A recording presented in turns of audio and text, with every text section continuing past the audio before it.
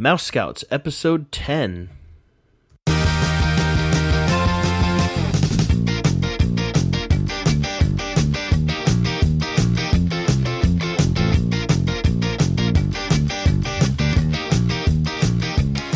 Welcome to Mouse Scouts, the show dedicated to bringing you Disney park tips, inspiration, and family-friendly fun.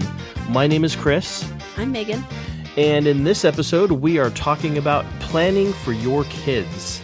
So what does that mean, planning for your kids? Well, the idea is that you're planning for your own children rather than planning what, other children might enjoy. Every kid is different. Kids are going to like different things. If you know that your kid doesn't like being spun around in circles, maybe you're going to avoid the spinning rides. If your kid is really adventurous, go for those roller coasters as long as they're tall enough. Our kids, not so adventurous, so we don't get to do the roller coasters so much. So you just want to be aware of your own children's likes and dislikes and try and plan for a good trip around that. Yeah. So what are some of the other things you might want to consider then? I mean, what are some of the things that we have learned from our own kids, would you say? I mean, when it comes to maybe meeting characters or... You really do need to think about your child's temperament and in order to have the best day possible, you don't want to try and think, well, you know what, because it's Disneyland, so they're going to want to do it.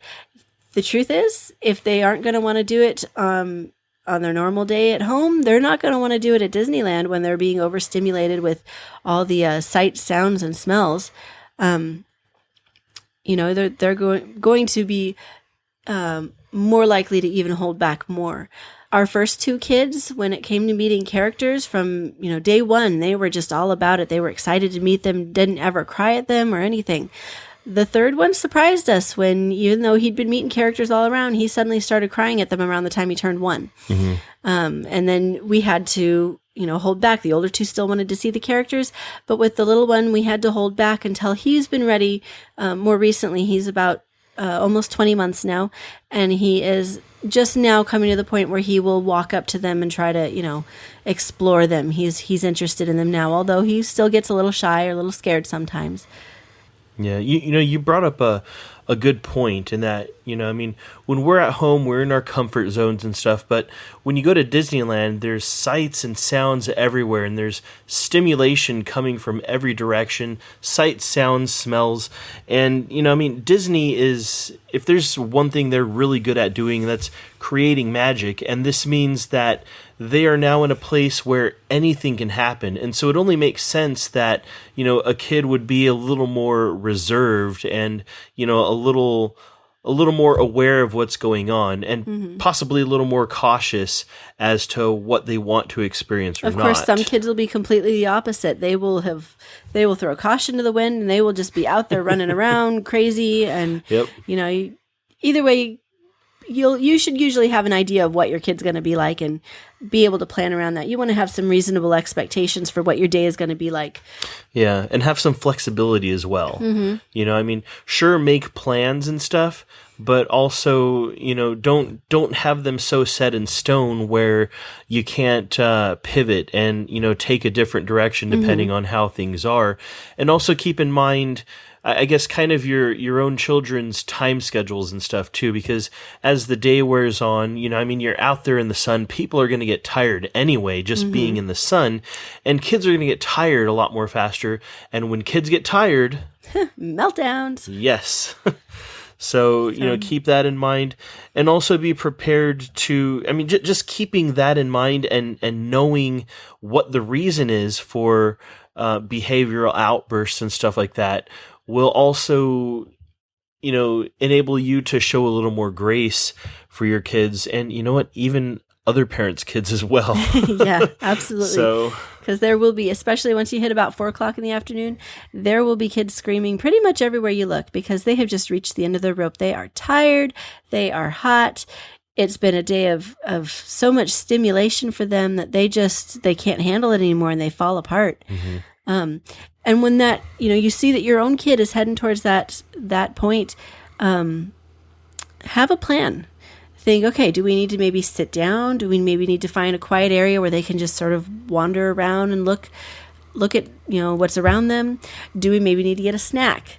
Do they need a drink? What can we do to head this off before it reaches the point where we're all upset and, it has the potential to kind of put a damper on our day? Yeah. And that's actually a really cool thing to mention right now, because we actually have a really awesome resource for you guys in we're calling it right now the Day at Disneyland resource pack. And what that has in it is on the front of it, there's a checklist of things that you're going to want to bring, things to not forget when you go to Disneyland. But on the inside, there are another few lists, and they're actually broken up between Disneyland and California Adventure.